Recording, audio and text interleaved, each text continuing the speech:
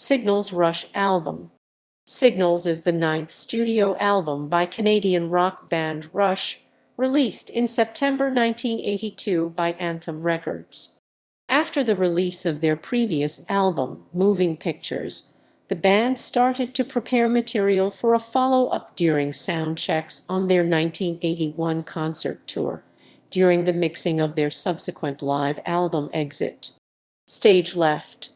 Signals demonstrates the group continuing with the use of synthesizers, sequencers, and other electronic instrumentation. It is their last album produced by their longtime associate Terry Brown, who had worked with them since 1974.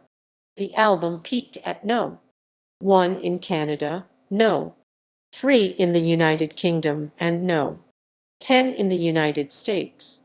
In November 1982, the album was certified platinum by the Recording Industry Association of America for selling 1 million copies in the United States. Rush released 3 singles from the album: New World Man, which became the band's highest charting single in the United States and a #1 hit in Canada, as well as Subdivisions and Countdown. The group supported Signals with a concert tour from April 1982 to May 1983. Signals has been reissued several times, including a remaster with a new stereo and 5.1 surround sound mix in 2011. Background and recording. In July 1981, Rush ended their tour in support of their previous album Moving Pictures. The album became their most commercially successful of their history, granting them their first No. 1 album in Canada and selling over 1 million copies in the United States at the tour's conclusion. Rush then took a 3-month break, during which they oversaw the production and mixing of their second live release, Exit. Stage Left at Le Studio in Marin Heights, Quebec. In one of drummer and lyricist Neil Peart's diary entries written during this time, he had been cleaning a Heyman drum kit that was housed in the studio, and, in September 1981, began working out a song with 2 members of the band's road crew, the unreleased Tough Break. Peart was also working on lyrics, in particular a set which included Subdivisions, a track the group would later record for Signals. Having arranged some material for their next studio album, Rush toured North America and Europe from October to December 1981 with a setlist that contained Subdivisions. The group had their sound man capture their sound checks on tape, which provided a method of developing new songs, which was particularly the case for Chemistry. The majority of Signals was written and rehearsed in early 1982. Geddy Lee has said that the group were aware of how easy it would have been to play it safe and produce another Moving Pictures, a mindset the band was entirely against.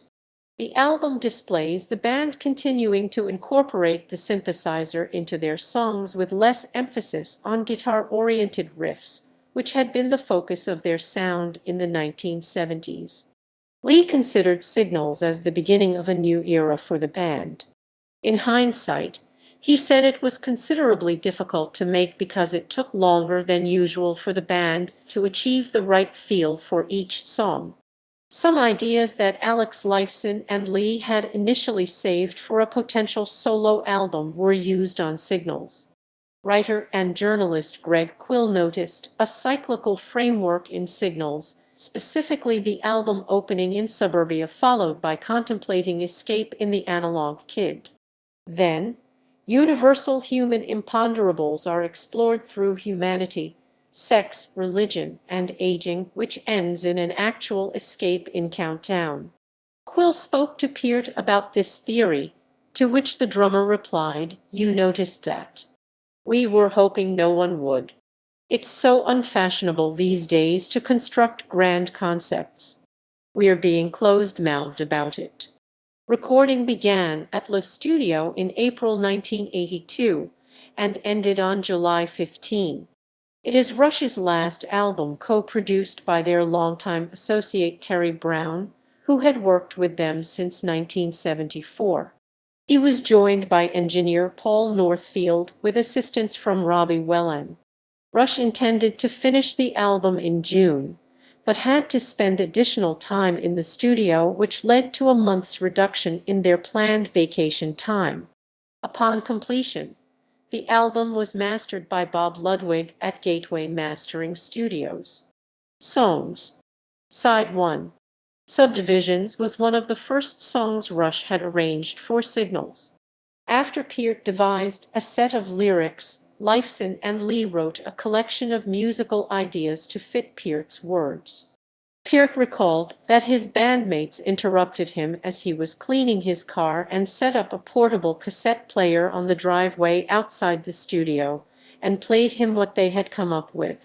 Peart added, "I listened closely, picking up the variations on 7/8 and 3/4, the way the guitar adopts the role of rhythm section while the keyboards take the melody, returning to bass with guitar leading in the chorus, then the mini Moog taking over again for the instrumental bridge," and told Lifeson and Lee that he liked it. The analog kit originated during the group's stay at Virgin Gorda in the British Virgin Islands in January 1982, traveling on a yacht named Orianda. Peart had written the words to the song initially as a companion piece to Digital Man, which Rush had started working on in late 1981, and presented it to Lee.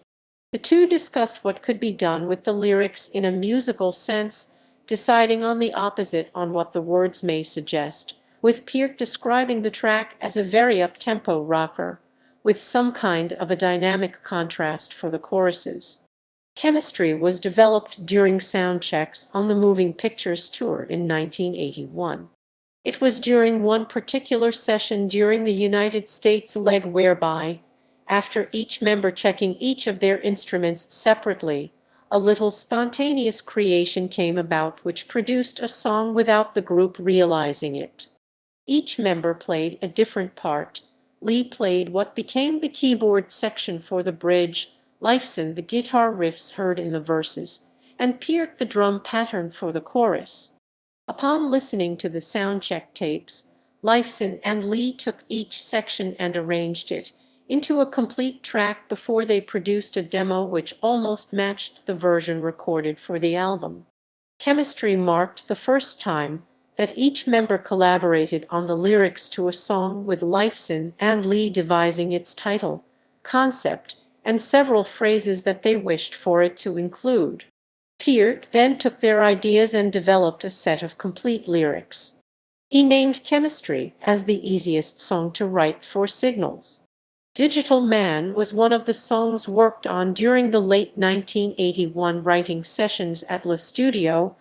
The song was also heavily influenced by funk, with Lee's bass line described as so funky and fluid it's almost laughable. Its instrumental break has been compared with Walking on the Moon by The Police. The song developed further in March 1982 during the band's one-month stay at the Grange in Muskoka Lakes, Ontario.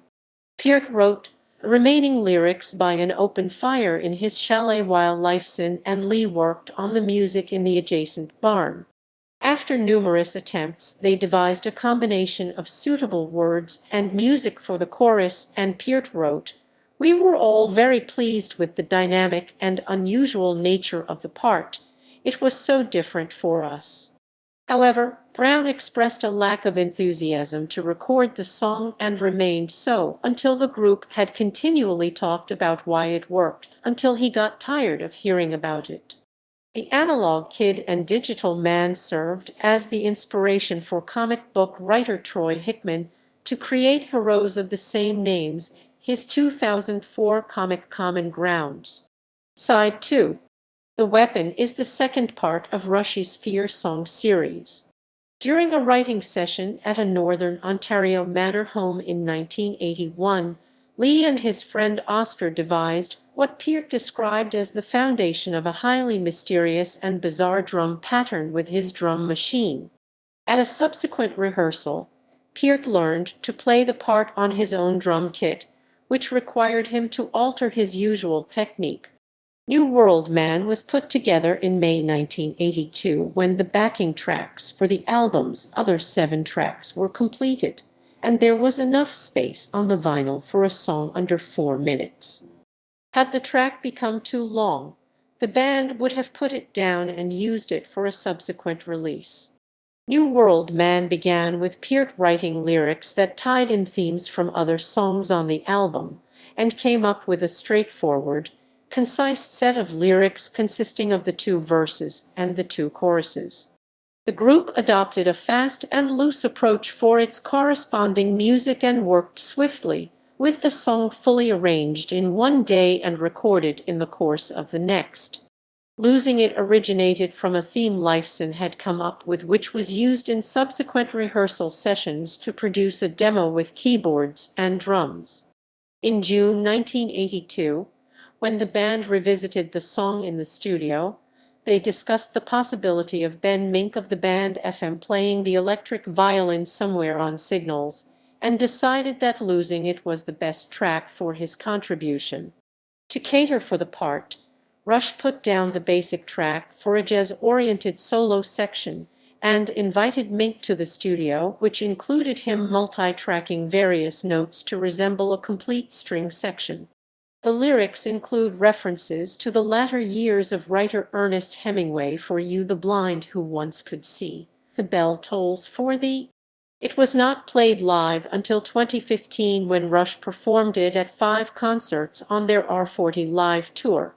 Countdown was inspired by the band attending the launch of the STS-1 Columbia Space Shuttle in April 1981, the first of NASA's Space Shuttle program. They had been invited to the launch and observed it from a VIP area at an air base in Cape Kennedy, Florida. The song features samples of radio communications recorded before and during the flight. Artwork. The sleeve was designed by Hugh Syme, who is credited with its concept, direction, and graphics, with photography from Deborah Samuel. Syme based his design upon receiving merely the album's title, and recalled a great deal of trouble in a cover that he and the group were satisfied with. I decided that, with such a phenomenally important word with the kind of potency it potentially had, to go with something really dumb, really inane. He noted, however, that the cover still tied into the meaning of some of the songs on the album, in particular Chemistry. The final concept came out from the result of several failed ideas, including one that Syme devised, which would have involved Rush hooked up to electroencephalography machines as they played in the studio, and a snapshot of their heartbeats and brain waves taken during a performance. The front photograph depicts a Dalmatian dog sniffing a red fire hydrant on a green lawn. Samuel shot the image on the rooftop of her studio. The lawn is a piece of AstroTurf, and the hydrant was rented from Toronto and repainted the desired color for the cover. She recalled a search to find a Dalmatian who could sniff on command, and placed dog biscuits underneath the hydrant multiple times to get the final shot. The back cover is a pretend blueprint of a neighborhood with what Lee described as make-believe subdivisions, detailing Warren Cromartie Secondary School, a fictional school named after Canadian baseball player Warren Cromartie. He and the Montreal Expos are thanked in the album's liner notes. Syme considered the back cover a little subtle, perhaps overindulgent. Release. The album was released in September 1982. The album peaked at No. 1 in Canada, No. 3 in the United Kingdom, and No. 10 in the United States. In November 1982, the album was certified platinum by the Recording Industry Association of America for selling 1 million copies in the United States. Rush released 5 singles from Signals. New World Man reached No. 21 on the Billboard Hot 100 singles chart for 3 weeks in October and November 1982. It is the band's highest charting single in the U.S. and the only one to have reached the top 40. Reception. At the time of release, Rolling Stone criticized the band's choice of emphasizing synthesizers at the expense of Alex Lifeson's guitar, calling the album mostly a wasted effort. Louder called Signals the 29th best album of the 80s. AllMusic retrospectively praised the album, complimenting the band for not simply making moving pictures PT. Roman II, continuing their exploration of the synthesizer and introducing more contemporary themes into the lyrics. Ultimate Classic Rock placed Signals 7th in their list of top 10 Rush albums, while Stereogum placed the album 3rd behind Moving Pictures and 2112 in their list of Rush albums from worst to best, labeling it the most audacious album of the band's career. In the 2010 documentary film Rush, Beyond the Lighted Stage, Trent Reznor cited Signals as an influence for incorporating keyboards into hard rock. Canadian music journalist Martin Popoff stated that Signals was his favorite Rush album because of the creamy production. Reissues. Track listing. All lyrics are written by Neil Peart except where noted. All music is composed by Alex Lifeson and Geddy Lee. Personnel. Credits are taken from the album's 1982 liner notes. Rush Geddy Lee bass guitars, synthesizers, vocals, arrangements.